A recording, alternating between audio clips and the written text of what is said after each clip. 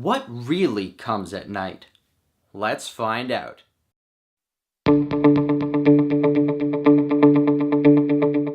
Hello Fanatics, I'm Dylan Phillips, and this is the Film Fanatic Review bringing you It Comes at Night, starring Joel Edgerton, Christopher Abbott, and Carmen Ejogo.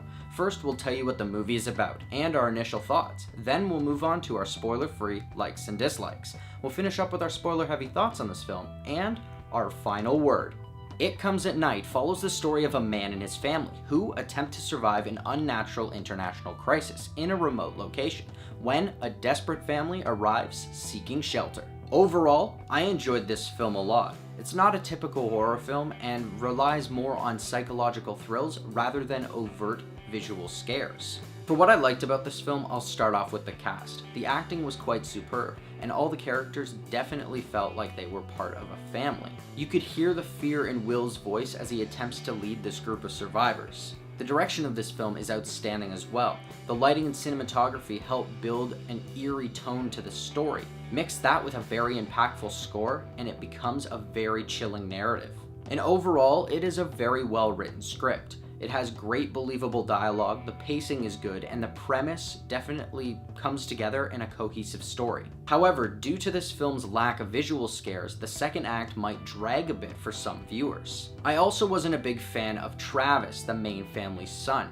And that's more just my nitpicking on this character because I just felt like he was a bit all over the place. And the biggest issue I could see with this film is its lack of explanations and its ambiguous ending, which I'll explain more in the spoiler section. And that's where I'll end our spoiler-free thoughts on this film. If you want to hear our final word or rating of this film, pause now and click the link in the description, because now it's time for spoilers. First off, I knew from the moment I saw the dog on the poster that it was definitely going to be a goner, and sure enough, it was, so now I hate these filmmakers. Now to the biggest spoilers to talk about.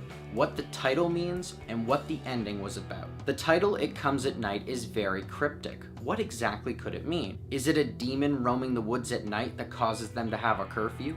Or is it an inner demon that the characters have to deal with themselves? With the story following the son Travis, we see everything through his perspective, including his very odd drawings and his many nightmares. What if it is the paranoia and fear of not knowing if you're going to live until the next day? Or it could be a reference to sleepwalking at night. Will asks if Andrew has ever experienced sleepwalking, giving us insight into him possibly having to deal with that with his own son Travis. In fact, Travis deals with a lot of dream sequences and nightmares throughout this film, but in only some of them the aspect ratio changes. So what if the aspect ratio changes for dream sequences, but not for the sleepwalking episodes? This ties into the ending of the film.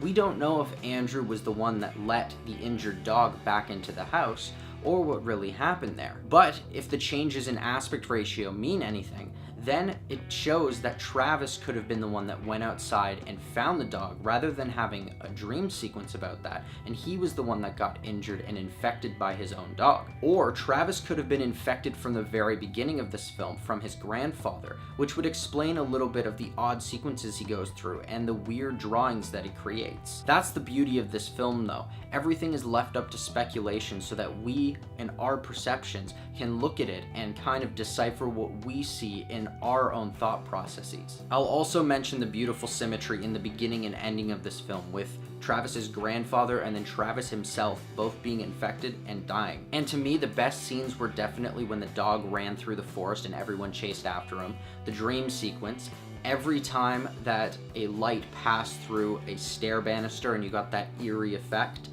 every shot with the red door because that definitely set the tone and atmosphere of the movie, and then the final climactic confrontation between the two families. So, with the thoughts heard, here's our final word.